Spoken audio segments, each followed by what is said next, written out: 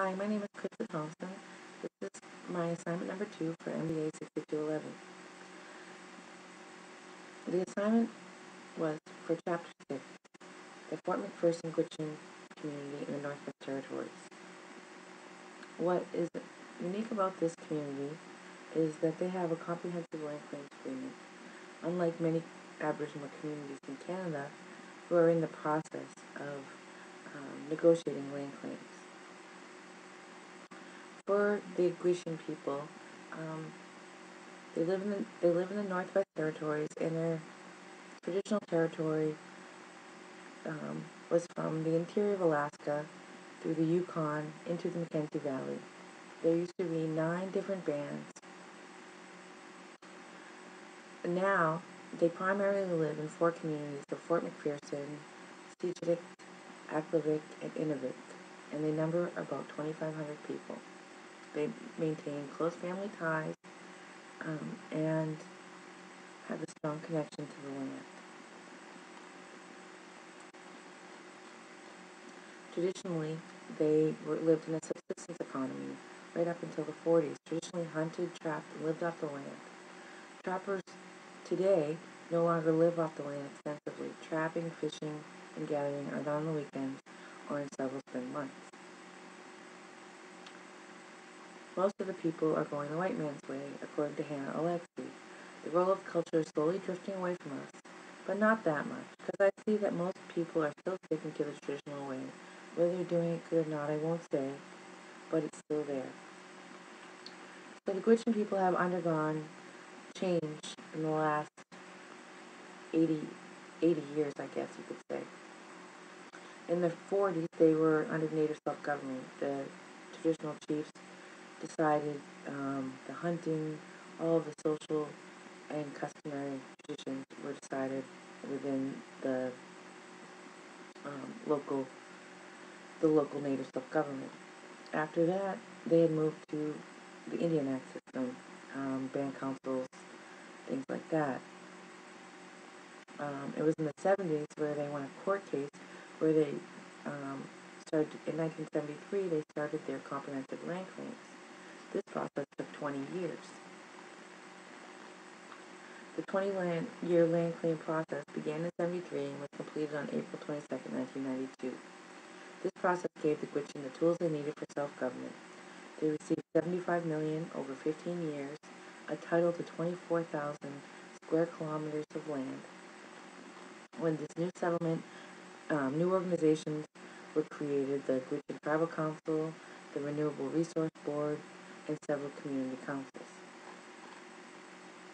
Before the land claims, the Gwich'in were under the government services strategy under the Indian Act, outlined by John Loxley. This strategy's assumptions are that economic opportunities in communities in question are quite limited, but at the same time, many of the basic needs of the community are not being met. The state has to intervene and provide infrastructure and funds for these initiatives, and they come from budgets outside the community. This is the case for many Aboriginal communities. They don't have the opportunity to participate in the long-term planning of the future for their communities because all of their funding comes from capital budgets from the federal government. For the Gwich'in, after the land claims, they moved into a dual economy strategy. According to Loxley, this encompasses elements of a subsistence and export promotion strategy. The Gwich'in use this strategy as a means of preserving their self-determination. The essence of the strategy is that they would build a modern renewable resource sector for both subsistence and export, and finance it by rents charged to non-Aboriginal corporations exporting non-renewable resources on their lands. This way, they would retain ownership and control of the land and strengthen the sector of the economy to which they have been historically attached. The research and strategies advocated by Native people, according to Loxley, have resulted in some common themes. The common themes for Aboriginal people and community economic development are seen in the Gwich'in community. Sustained economic development possible through a greater degree of native self-government. They have done this. The preferred approach is a broadly based community economic development, leading to greater community self-reliance. They have diversified their land claims investment and started providing training and education for their community members to enhance their community self-reliance. They have much greater control over the local resources because of their um, excuse me. They have greater control over local resources because they are the ones controlling the land and water resources in their territory. The settlement of outstanding land claims is a vital element in strategies for native economic development. For this is true because they were successful in completing their land claims. Another strategy is that new native-owned and controlled institutions be required for successful development efforts. The Gwich'in have done this. They have created quite a few organizations. They've created the Gwich'in Settlement Corporation, which is the investment arm of the Gwich'in Tribal Council, according to their website. This was established in 1992. The second corporation they created was the Gwich'in Development Corporation. This was to pursue commercial opportunities that will earn our shareholder, the Gwich'in Tribal Council, an acceptable rate of return on its investment. The corporation promotes training and employment of membership in the operation of businesses, and all their businesses are operated in an environmentally friendly manner.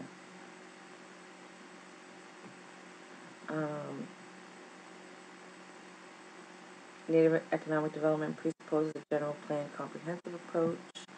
A planned comprehensive approach in turn requires government activities and use of government resources that are planned and coordinated. It requires government's efforts to assist native development to be sustained, reliable, and predictable. I think that the land claims process and their historic relationship with the federal government, I think they are doing this, and they are being sustained. Government assistance should be supported and calculated to enhance greater self-reliance rather than perpetuate dependence. The Gwich'in community is, focusing on their human development. They do not want their people living in a welfare economy. A major theme in Native literature is that the need to replace government welfare and remedial expenditures with economic development and preventative expenditures. And this is exactly what the Gwich'in community is doing. They have devoted a lot of money and time into their community members and have funds set aside so that their community members can develop businesses. They have a business development fund. Funding for Native economic development should be long-term, reliable, flexible. It should also subsidize activities which are socially and economically viable, even if commercially non-viable. What's great about the Gwich'in community is that their focus hasn't been on maximizing their rate of return. It's been devoted to supporting the health of their people.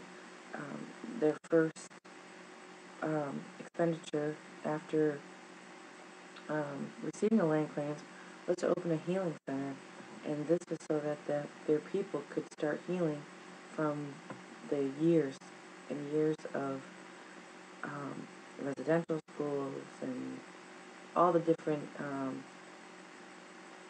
issues that have affected these people.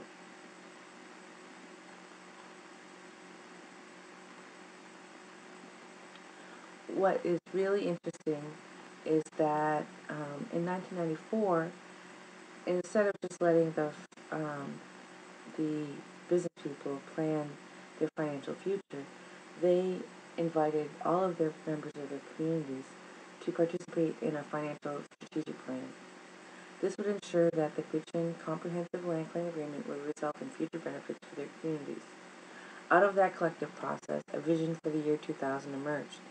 4 programs were identified as worthy of implementation. The first was the protection and enhancement of the land claims principle. The second, the preservation of the Gwich'in culture. The third, the development of an investment program while promoting education and training for Gwich'in members. And four, the improvement of local education and social systems. They articulated their beliefs and values and incorporated them into their guiding principles. If you look at their guiding principles, they're based on their values. They're based on um, on what they believe.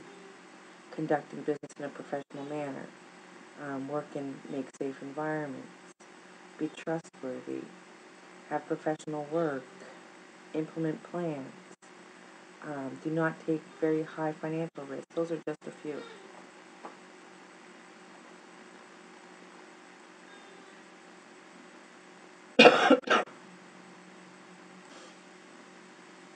I'm looking at the Gwich'in traditional spirituality and traditional customs.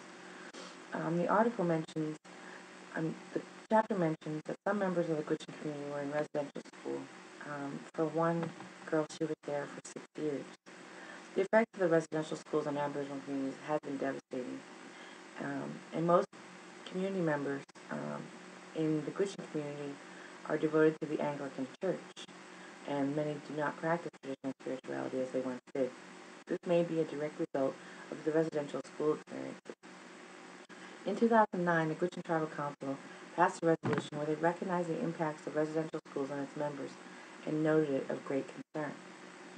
Resolution number 15 stated, whereas the percentage of Aboriginal peoples in the Gwich'in community who are former Indian residential school students is higher than anywhere else in Canada, and whereas the negative impacts of Indian residential schools have included the loss of Gwich'in language, culture, physical and sexual views, and emotional and spiritual well-being, and where the direct and indirect impacts of Indian residential schools upon former Gwich'in students, their families, and future generations are of great concern to the Gwich'in. As a result of the experiences in residential school and looking for ways that they could find healing, they created the Gwich'in Wellness Camp. The Gwich'in Wellness Camp opened in 2008. The official name of the camp was the Rachel Reindeer Wellness Camp. It's located in the delta of the Mackenzie River, and it's only accessible by boat in the summer, truck and bombardier in the winter, spring months. They say that they have had increasing use of the camp since its opening. So the goals and objectives of the camp was to rebuild the confidence people have lost through many traumatic experiences they and their ancestors have endured, including the traumatic legacy of residential schools. To educate families and encourage extended families to participate in the process of healing as a family unit, and to impact rates of suicide, family violence, incarceration, child apprehension, diabetes, mental illness, and addiction. The Gwich'in elders were very much involved in all aspects of the camp programming, providing guidance and as a set example of behavior to clients and also to teach traditions. Youth and families learn about traditional skills and healthy lifestyles. The program had camp sessions which did traditional Gwich'in practices, hunting, sewing, hand games, ceremonies, storytelling, to strengthen cultural identity and build bonds of trust. Healing workshops to deal with traumatic feelings and experiences, and to develop skills and capacity of healthy relationships. They had addictions camps, focused on healing, mentoring, and guidance from elders, who focused on youth through sharing circles. Workshops on recovery from residential school issues include loss of language, loss of parenting skills, and the legacy of lateral violence which has resulted from residential schools. They also had camps for youth and families to learn about the traditional skills and traditional healthy lifestyles. The following additional workshops were held for the Intergenerational Survivors Workshop, Taking Back Your Power. They did a community tour, and they did the Truth and Reconciliation Preparation Workshop prior to the Truth and Reconciliation Commission hearings. The funding for this organization, for this camp, was provided by the Gwich'in Land Claims, the Benefit Agreement, and also revenues from oil and gas extracting resources from their land.